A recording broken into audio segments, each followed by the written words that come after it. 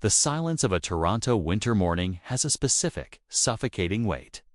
At 6:47 a.m. on a Tuesday, that weight was a physical presence in my kitchen. Outside the window, the snow didn't just fall.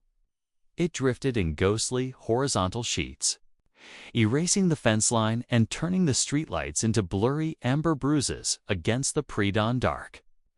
This was the blue hour, that transitional space where the world is neither asleep nor truly awake. I was already on my second cup of coffee, dark, bitter, and steaming, trying to find some semblance of peace. For a retired civil engineer, peace usually comes from order, from knowing that the bridges you've built are holding and the foundations are solid. But my own family foundation had been cracking for years. Then the phone buzzed. The screen glowed, with a name that usually sent a sharp needle of anxiety through my chest. Glenn, we hadn't spoken in 3 weeks. Our last encounter at the Maple Grove Care Center had ended in the parking lot with him shouting about the burden of care and me whispering about decency. I answered on the third ring. Douglas. His voice had a rehearsed, hollow gravity.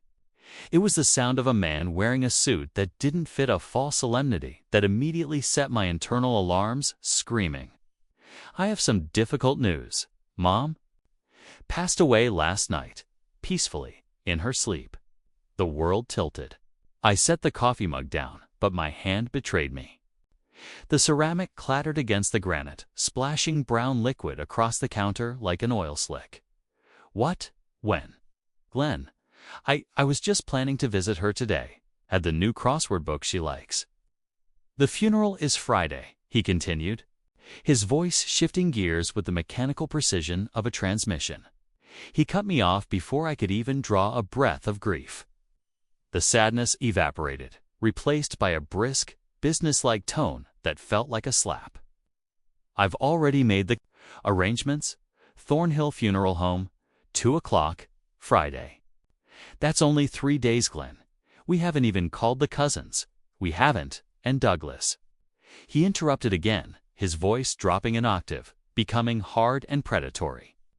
About Mom's estate, the will is very clear. Everything goes. To me, the house in Richmond Hill, the cottage in Muskoka, the investments, all of it. You get nothing. Don't even think about contesting it. I have the paperwork signed, witnessed, and filed. Don't make this ugly. Goodbye. I stood in the center of my kitchen, the refrigerator humming a lonely B-flat, staring at the dead screen of my phone. My mother was dead. The woman who had taught me how to calculate the load-bearing capacity of a bridge, who had held me when my wife Catherine died 3 years ago, was supposedly gone. And my brother's first priority, his only priority, was a territorial warning over a Muskoka cottage. My name is Douglas Harrison. I'm 64 years old. For 40 years, I designed the infrastructure that holds Ontario together. In my profession, if a structure fails, you don't look at the rubble first. You'll look at the blueprints to see where the logic broke. Glenn's logic was fractured. Glenn is 58, a real estate agent who lives his life in the upsell. He's always been the brother chasing the next big commission, the one with the least Mercedes and the over-leveraged mortgage in Bridle Path. Over the last few years, whispers at family dinners had grown louder. Patricia, his wife, was working double shifts as a nurse. There were rumors of a sure-thing land deal in Vaughan that had turned into a sinkhole of debt, and then there was Mom, Helen Harrison, 85 years old and, until 9 months ago, sharp enough to edit a PhD thesis. She was a retired schoolteacher who could still recite Keats and Tennyson while trouncing you at Scrabble. But 9 months ago, Glenn had convinced her he should handle her small bills. He became her power of attorney, Poe. Within weeks, the diagnosis arrived: severe, rapid-onset dementia. She was moved into Maple Grove Care Center. Every time I visited, I saw a shell, a woman staring vacantly at walls, her wit replaced by a hollow, drugged gaze. I looked at the clock. 7:02 a.m. I picked up the phone and dialed Maple Grove. "I'm calling about Helen Harrison," I said to the receptionist, my voice trembling. "I just heard she passed, ... 1 moment," she said. A long, agonizing silence followed. I could hear a heart monitor beeping in the background of the ward. "Mr. Harrison, I don't have any record of a death on this floor. Let me check with the head nurse." 3 minutes later, she came back. "Sir, your mother is fine. She's actually in the solarium having her morning tea." Is there some confusion? I sank into my kitchen chair. The cold coffee on the counter was staring at me. "Do me a favor," I whispered. "Don't tell anyone I called, especially not my brother Glenn. He may be under a misunderstanding. To understand what happened next, I have to go back to those 9 months of dementia. Looking back now, they weren't just visits, they were the most profound conversations of my life, even though they were entirely one-sided. Or so I thought. Every Tuesday, Thursday, and Saturday, I would drive to Maple Grove. I would bring things not because I thought she knew what they were, but because they were pieces of her identity that I refused to let slip away. I brought her a sprig of pine from the Muskoka cottage. I brought her the smell of old books from the library where she volunteered. I would sit by her bed and talk. I told her about the bridge project I was consulting on. I told her about Emma's research into deep-sea hydrothermal vents. I told her how much I missed Catherine. "You know, Mom," I whispered during a particularly snowy Tuesday in November, "Catherine always said you were the strongest woman she knew. I hope you're still in there somewhere, keeping your own secrets." Mom would just stare at the window, her hands limp in her lap. Occasionally, her eyes would flicker toward me, but they were clouded, distant. Sometimes she would mumble something about the bells or the garden. Fragments of a mind I thought was dissolving like sugar in hot tea. But there was one visit that stayed with me. It was 3 weeks before Glenn's death call. I had been reading her a poem by Robert Frost. When I got to the line, "But I have promises to keep and miles to go before I sleep," her hand suddenly twitched.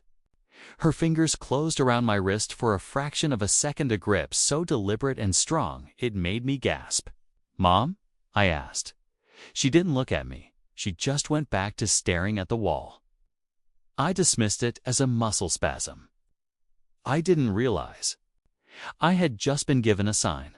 I called my daughter Emma, in Vancouver. As a marine biologist, she deals in hard data and the murky depths of the ocean. When I told her what Glenn had said, I heard her breath hitch over the 4,000 kilometers of fiber optic cable.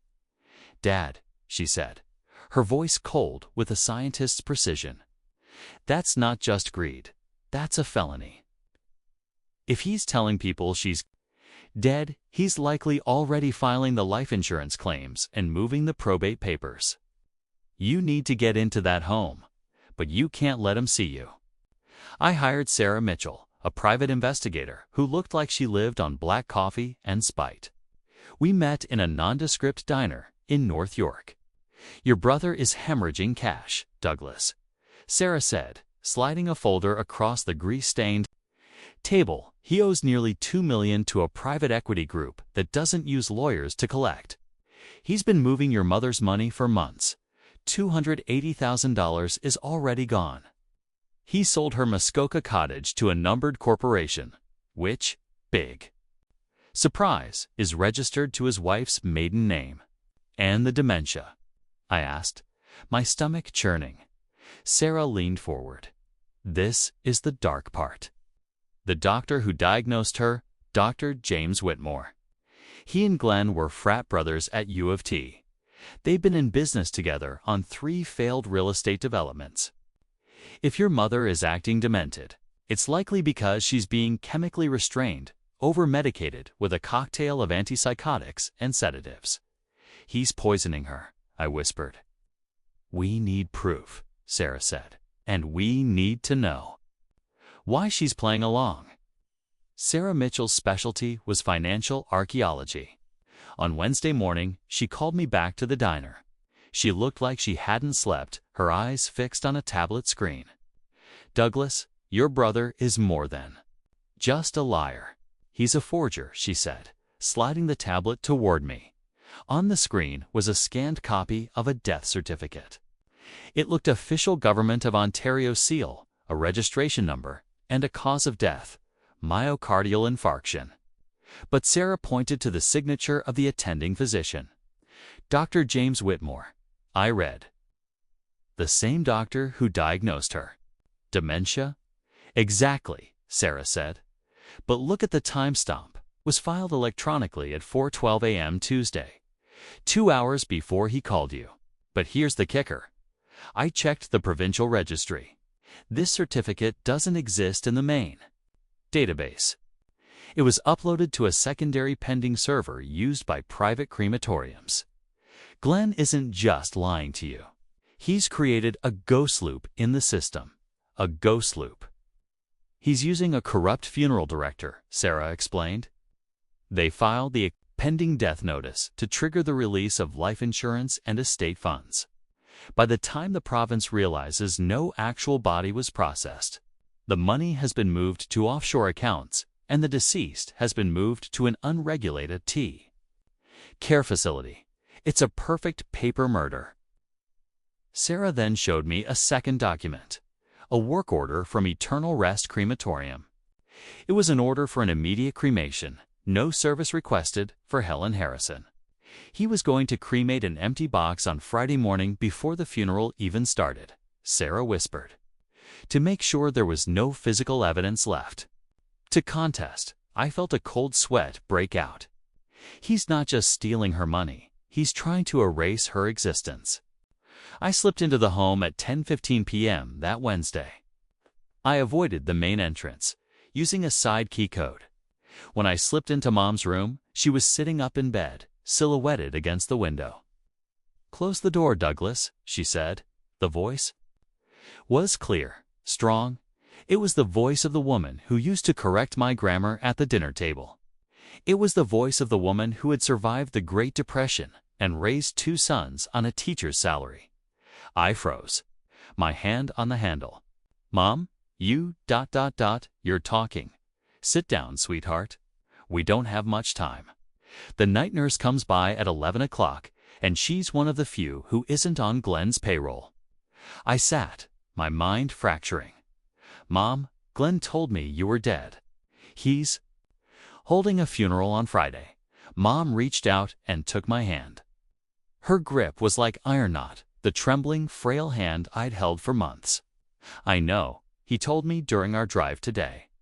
He took me out of the facility, took me to a lawyer's office, and tried to get me to sign one last set of papers first. When I played confused and spilled water on the papers, he lost his temper. He told me I'd be going away for good this weekend, but the dementia, the vacant staring in the solarium. She gave me a wry, heartbreaking smile, the one she used when she caught us sneaking cookies 40 years ago. "Douglas, I'm 85, not stupid." When Glenn started acting strangely about the POA, I realized I had a choice. I could fight him openly and let him hide his tracks, or I could become the helpless woman he thought I was and watch where he buried the bodies. She leaned in closer, her eyes sparking with a terrifying intelligence. "I've been faking the decline, Douglas. I've been palming the pills Dr. Whitmore gave me, hiding them under the mattress. I've been recording him." She reached under her pillow and pulled out a small, high-end digital recorder. "I bought this through the mail months ago. Every time he came in here to threaten me, every time he whispered about the money, I caught it. But Douglas, I had to be sure about you, too, about me. I had to know," she said, her voice softening. "I had to know who would still visit a ghost. You came every week. You talked to me when you thought I didn't know your name. You loved me when I had nothing to give back. Glenn, ... Glenn only came to talk about signatures. This was my test, Douglas. And you passed." The next day, Thursday, I did something Mom didn't expect. I drove to Glenn's house in Bridle Path. I needed to know if his wife, Patricia, was a victim of his delusions or a co-conspirator in his crimes. I found her in the driveway. Loading groceries into her SUV, she looked exhausted. Dark circles under her eyes that no amount of expensive concealer could hide. "Douglas," she said, her voice wary, "Glenn said you were taking the news hard. The news that Mom is dead." I stepped closer, my voice low and dangerous. "Patricia, look me in the eye. When did she die? What was the cause?" Patricia flinched. She dropped a bag of oranges, and they rolled across the salt-stained pavement like little orange marbles. "Glenn said it was her heart. In her sleep." "Why? Are you doing this, Douglas? We're all grieving." "Because I called the home, Patricia. She's alive. She was having tea at 7 a.m. while you were presumably picking out black dresses." Patricia's face went a ghostly white. She leaned against the car, her breathing shallow. He told me she was in a coma.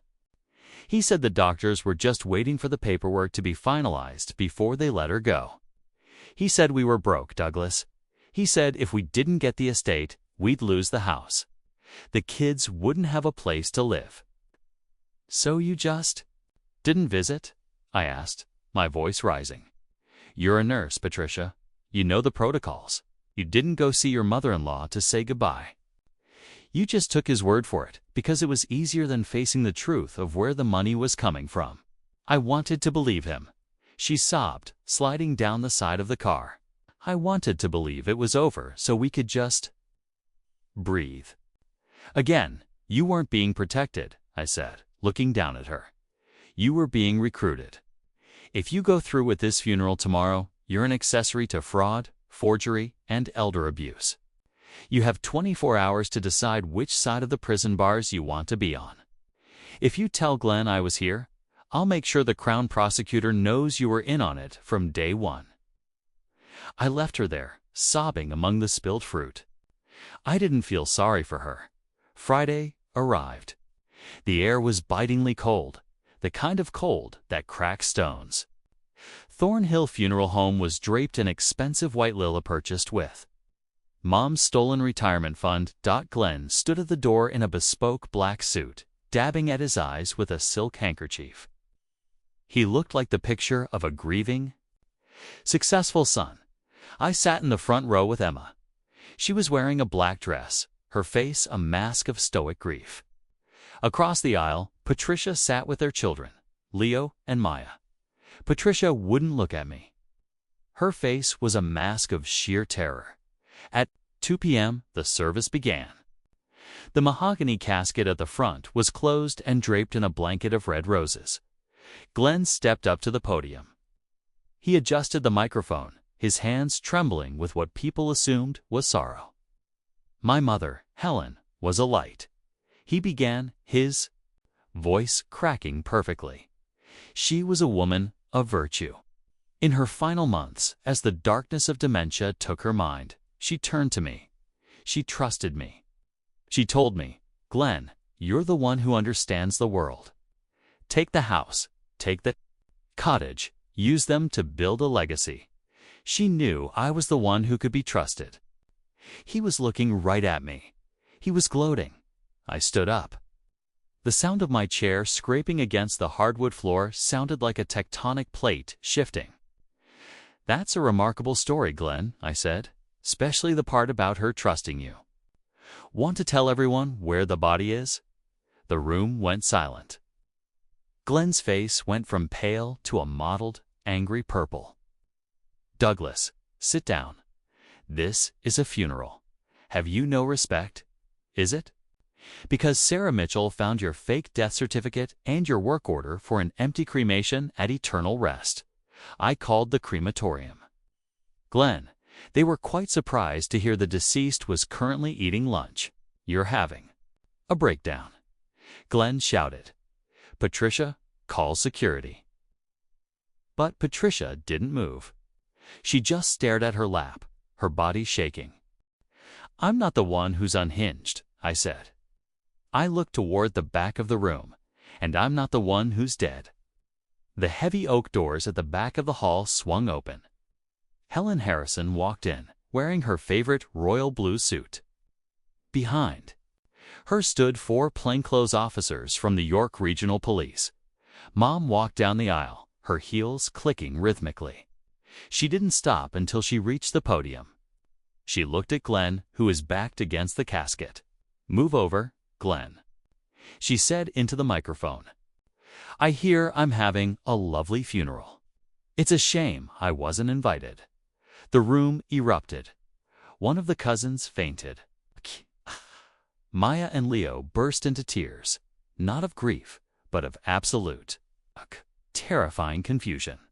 The funeral devolved into a crime scene within minutes. Glenn was tackled by officers as he tried to flee through a side door. Dr. Whitmore was intercepted in the parking lot, already trying to put his Mercedes into gear. The most chilling moment was when the police opened the casket. It was exactly as Sarah predicted: bags of landscaping gravel and a few old blankets to prevent them from shifting and making noise. As Glenn was led away in handcuffs, he screamed back at us, "I did it for you.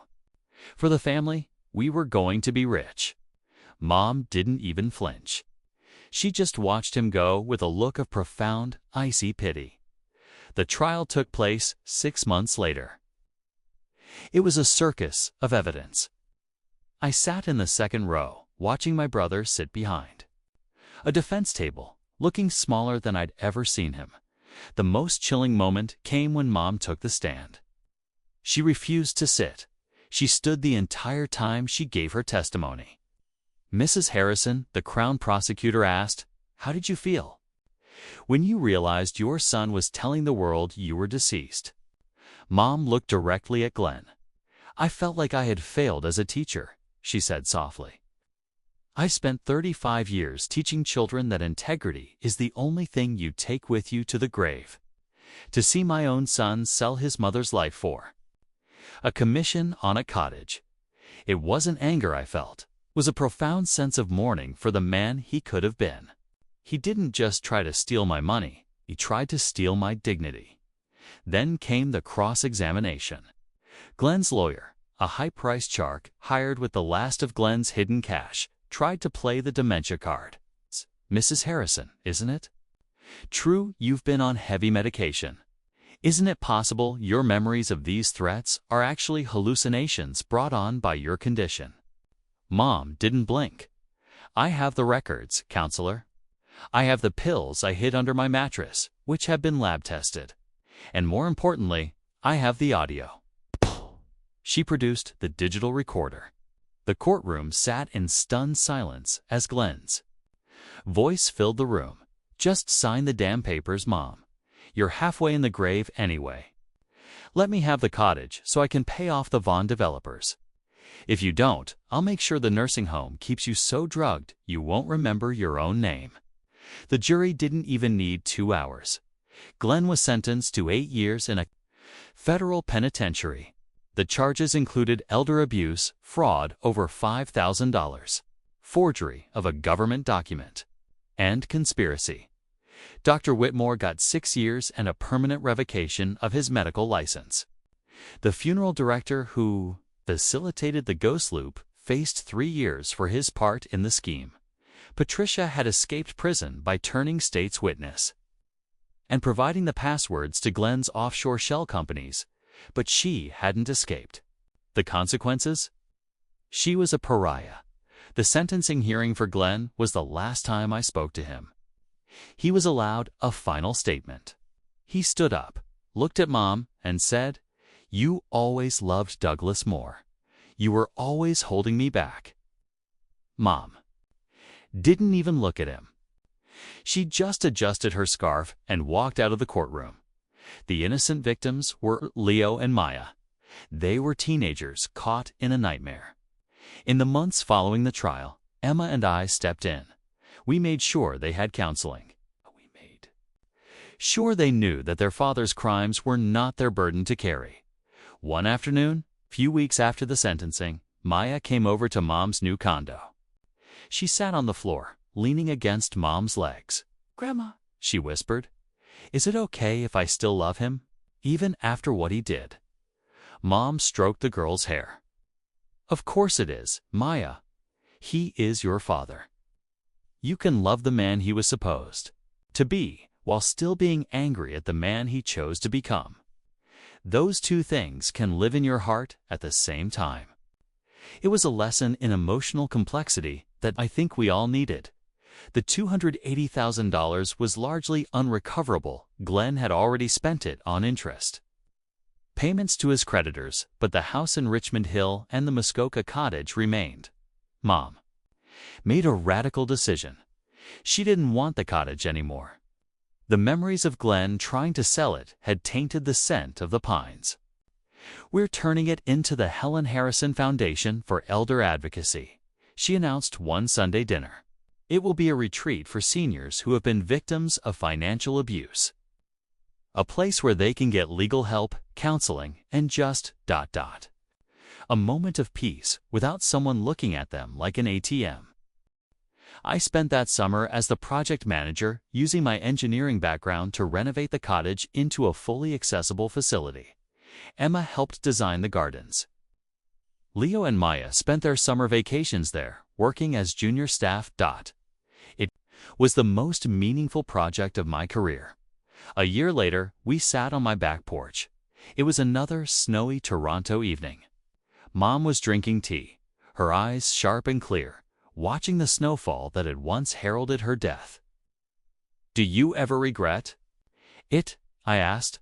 "The way you tested us, it was a lot, Mom. The emotional toll on the kids, on Patricia, on me." Mom was quiet for a long time. The only sound was the wind whistling through the bare oak trees. "I regret that it was necessary," she said finally. "I regret that I carried a man for 9 months in my body, only for him to treat that body like a nuisance to be disposed of. But Douglas, I don't regret finding out the truth. A house built on a lie will eventually collapse. I just chose to be the one to knock it down before it crushed my grandchildren." She looked at me, her eyes as sharp as they were 40 years ago. "And I learned something about you, too. I thought I was testing you to see if you were good. But I realized that good isn't a state of being. It's a series of choices. You chose to show up when it was hard. You chose to fight for me when I was a ghost."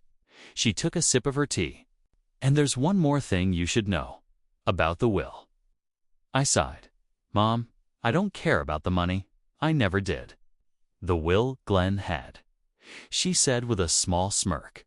"The one that left him everything. That was real. I wrote it 5 years ago." I stared at her. "What? After everything he did, you had actually left it all to him?" "I wanted to see if having it all would be enough to make him kind," she whispered. "I thought if he knew he was the sole heir, he would be patient. He would let me live out my days in peace because the prize was already his. But greed doesn't work that way, Douglas. Greed is a fire. It doesn't matter how much would you give it, it just wants to burn hotter. He couldn't even wait for nature to take its course. He had to reach into the future and grab it." She reached into her bag and pulled out a fresh envelope. "This is the new will. The house stays in the family for Leo and Maya's education. The cottage is for the foundation. And for you, Douglas." She handed me a small, leather-bound book. I opened it. It was her personal journal, filled with 40 years of poetry, recipes, and memories of my father. "That's the real estate," she whispered. "The stuff that can't be sold to a numbered company." As the snow piled up on the Toronto streets, I realized that my mother had given me a gift far greater than a Muskoka cottage. She had given me a front-row seat to the triumph of the human spirit over the darkness of greed. In my 40 years as an engineer, I had built bridges that could withstand thousands of tons of pressure. I had built dams that could hold back millions of gallons of water. But I had never seen anything as strong as an 85-year-old woman who refused to be erased. The call that came at 6:47 a.m. on a Tuesday morning was meant to be the end of Helen, Harrison's story. Instead, it was the beginning of her legacy. She taught me that sometimes you have to play the part of a victim to become a hero. And she taught me that the most beautiful structure an engineer can ever build isn't a bridge, it's a family built on the truth. Inside, I could hear my phone buzzing. It was Emma, calling from a research vessel in the Pacific. "Hey, Dad," she said. "How's the world's most dangerous 86-year-old doing?" I looked at Mom, who was currently shouting at the television because a Scrabble show contestant missed a triple-word score. "She's doing just fine, Emma," I said. "She's doing just fine." As I hung up, I looked at the digital clock on the stove. 6:47 p.m., exactly 12 hours since the morning call that changed everything. The snow was still falling, but the world felt solid. The blueprints were finally correct.